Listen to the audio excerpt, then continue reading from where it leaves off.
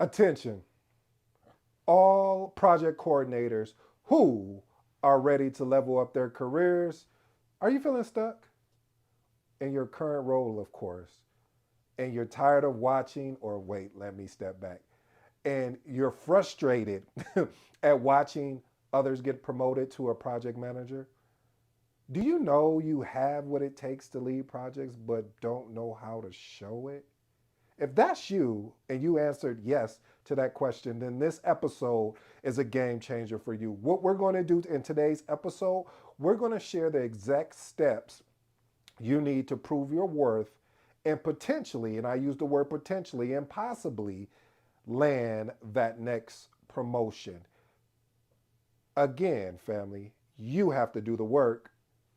It doesn't matter if anything else happens if you are unwilling to do the work.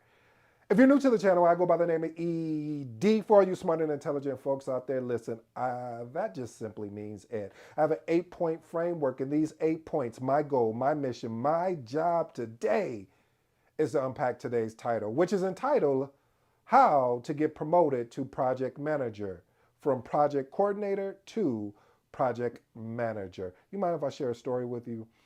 I got a call probably recently. I'll just say recently because if I say it may name some names, but I got a call recently. And during this conversation, the person said to me, hey, listen, currently I'm a project coordinator and I'm making the transition from, I want to make the transition to, full-time project manager. So of course I start asking some questions like, how long have you been with the organization? What is the leadership style there? What is the other project manager? So I'm asking a bunch of questions. So long story long, basically what I was advised is that, hey, he's only had been there for like 2 to 3 months. And the people there were two project managers ahead of him. It was actually a project manager, then a senior project manager. That both of them left the organization, and he said, hey, he thought it would be a great opportunity to take advantage of it because you don't have a senior PM or a regular, or I say regular, or a project manager. And he asked my thoughts, and I said, I think you should go for the senior project manager role. And if you can't get the senior project manager role, and lean back on the project manager role. Now the question is why would I tell him to go for the senior project manager role versus the project manager role? Well, the reason why I did that, family, is because of this way you can figure out where your gaps are, where your areas of opportunity, meaning when I say that, of understanding what you're going to need for each step, meaning so you're probably going to need a collection of these things. Maybe it may be your leadership style. Maybe it may be your communication style for each particular position. But I did outline a plan of attack for him. And I'm going to kind of give you some of the things that I actually shared with him that I really believe would be useful for someone out there that's thinking about making a transition into project manager or even project or senior project manager. Now, again, I know the title of this episode is entitled Going from a Project Coordinator to a Project Manager, but it would fit all the same. So let's unpack these 8 points and see if that really works for you. Point number one: develop and deliver project presentations. One of the things, family, when you take the opportunity to take the lead on developing and delivering project presentations to various stakeholders, that's including like executive, customers, team members, and just demonstrating your presentation and communication style, that is going to be huge because as a project manager, we do this so much. And so you will already have the training, and it would be like you're just literally walking into your gift. So, because I know there are some serious ones out there that are project coordinators or even thinking about being a project coordinator. The first thing they think of is like, okay, now I got this project coordinator role.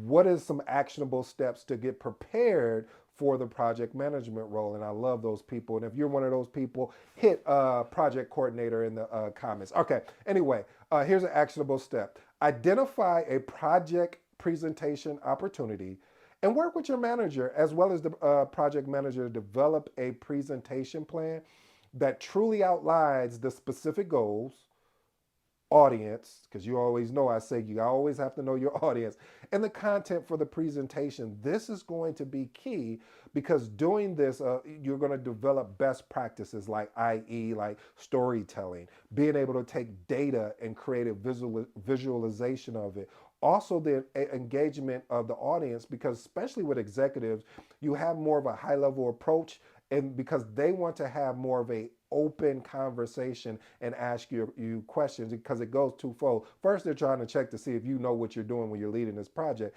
And two, there may be some things that they really are concerned about because of previous projects and previous history with different stakeholders. So they want to make sure you're getting everything you need, and how you answer the question is going to be imperative of how they're going to respond to you.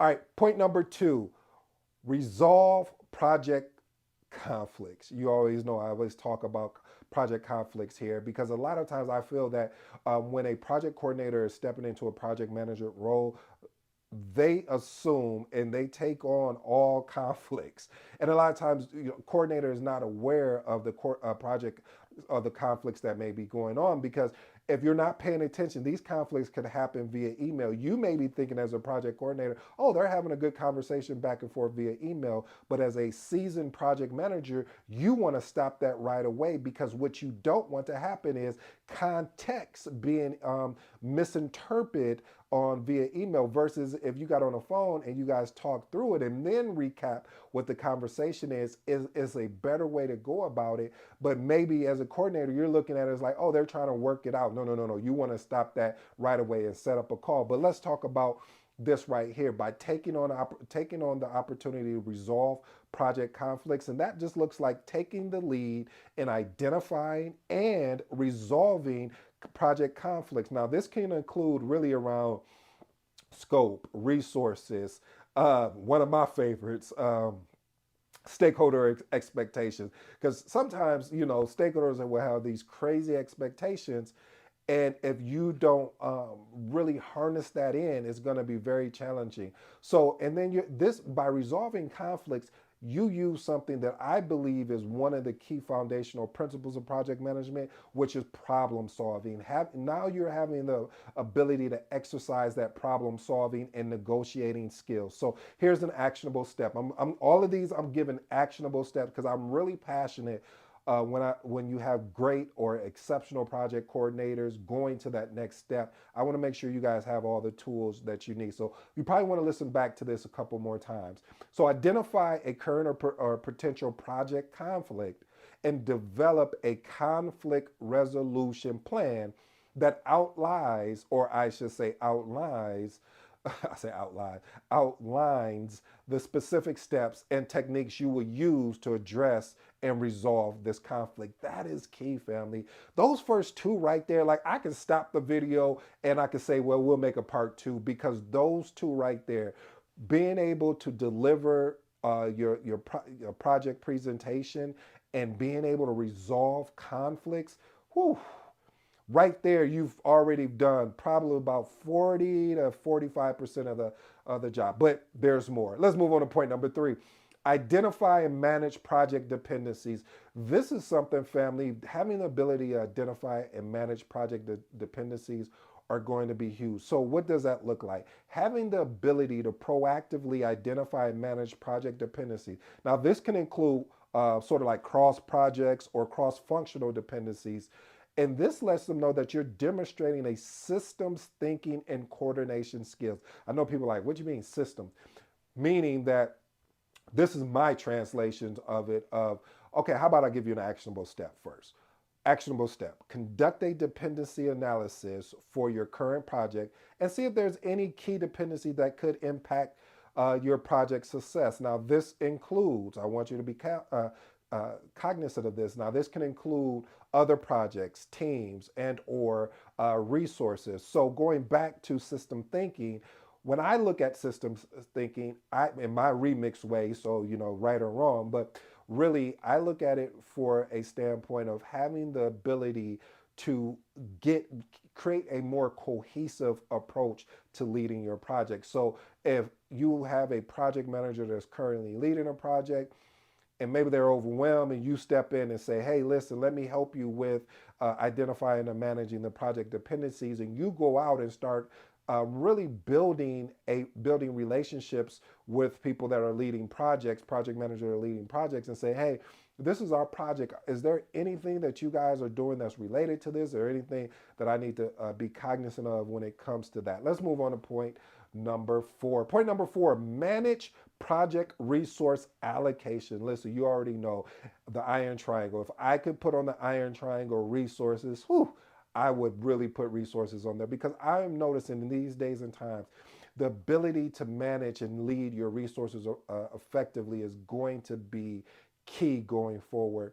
I'm noticing that sometimes the reason why I feel like it's key is because of the priority shifts, or because, hey, we just don't have a resource that a subject matter expert that could fit that. So you might need to step in, or you may need to use somebody to help you with that. So they're taking on two different tasks, one that's actually in their wheelhouse, one that they have some experience in. So again, volunteer to take on the responsibility of managing project resource allocation.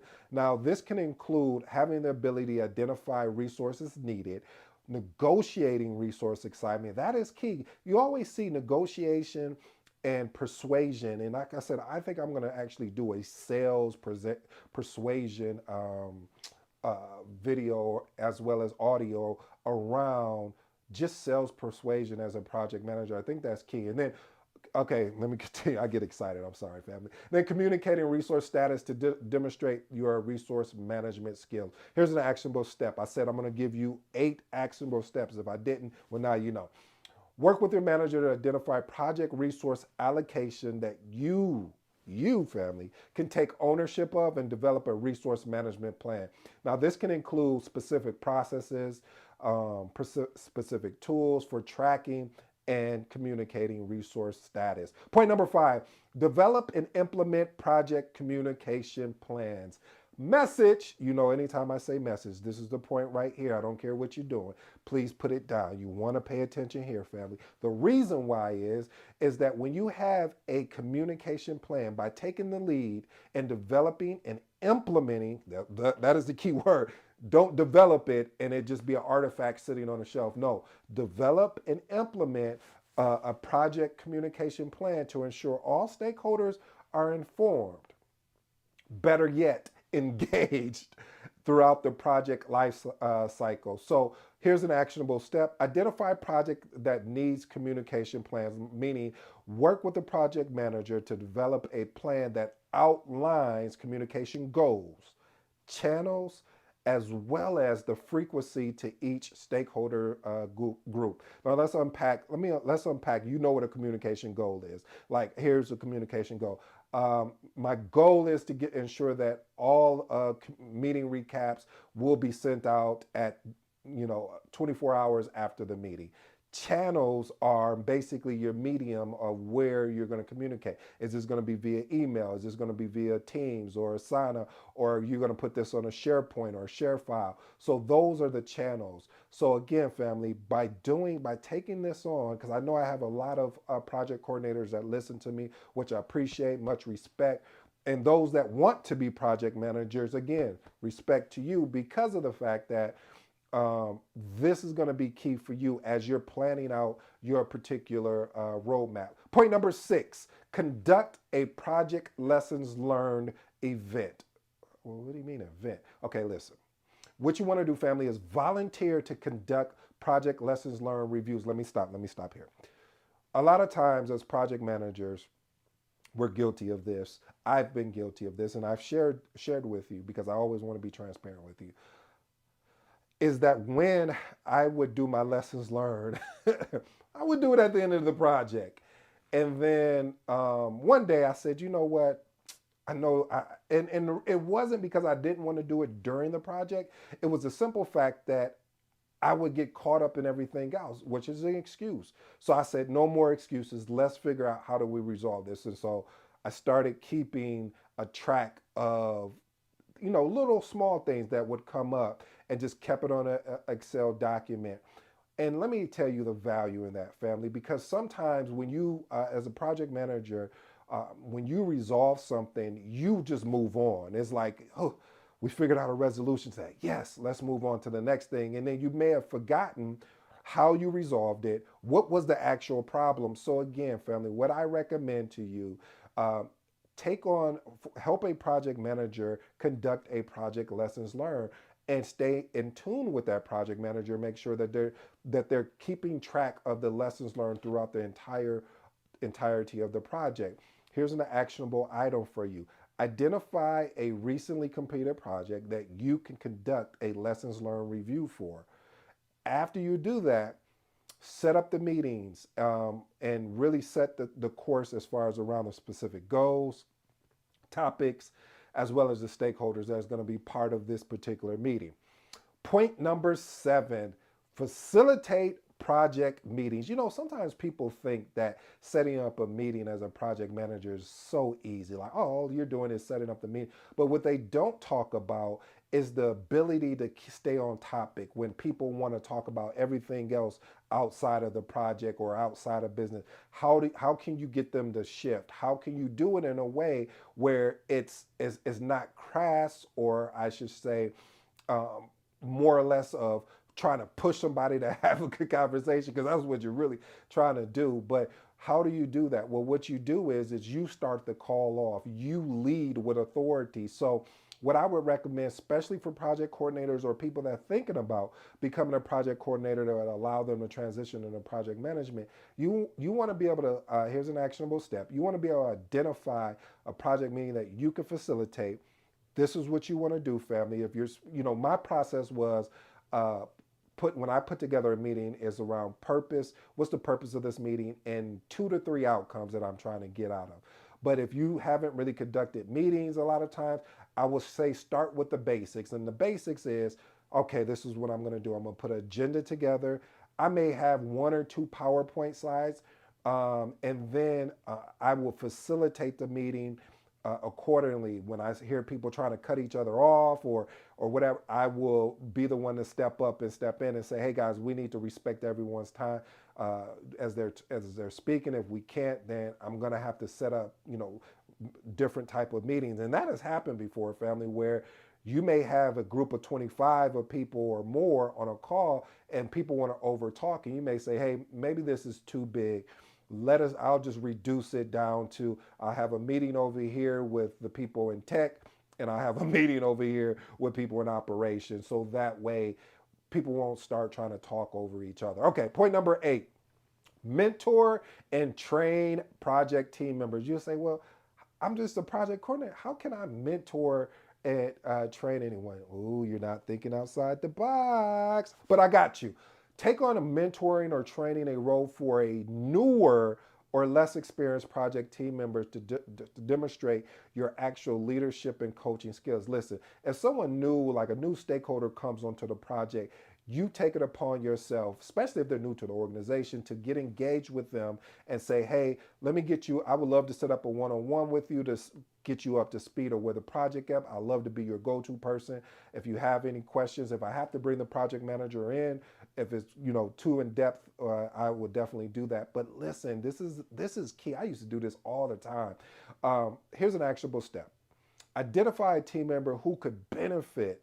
That's the key word, benefit, because again, sometimes people will waste your time just to waste your time, and sometimes they do it intentionally, and sometimes they just don't know why they're doing it. But here we go. Benefit from because they can benefit from your guidance and expertise, and offer to mentor them on a specific project management skill or topic. See, family, when I cook up these episodes, I said cook up these episodes. I cook up these episodes. I am learning just as much as you are learning, because it's giving me a chance not to be what we call in the world of PMP a paper PMP. So ability to do presentations as I'm doing, and being, as they call it, a talking head, but really talking about some of my lessons learned that I've learned along my past of my a decade or more of project management.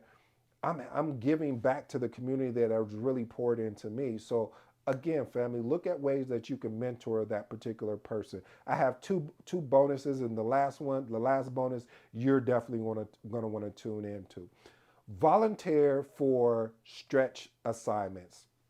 I always talk about volunteering. Like people say, well, they're not letting me, get on any projects or lead any projects because I'm a project coordinator or I don't have any project management experience.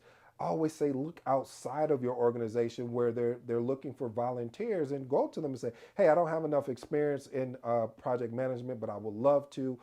Is there any way that I could help and learn at the same time?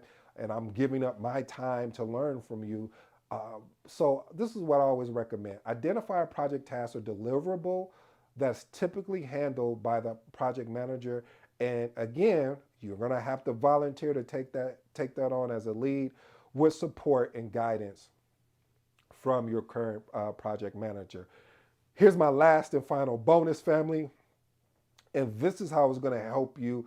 I started to do the whole thing, at the beginning of this, the audio, and say, hey, if you stay to the end, the last one, but I'm like, only my true diehard people that love um, the content that I'm putting out, I want them to be able to take advantage of this. So this bonus right here, this is solved.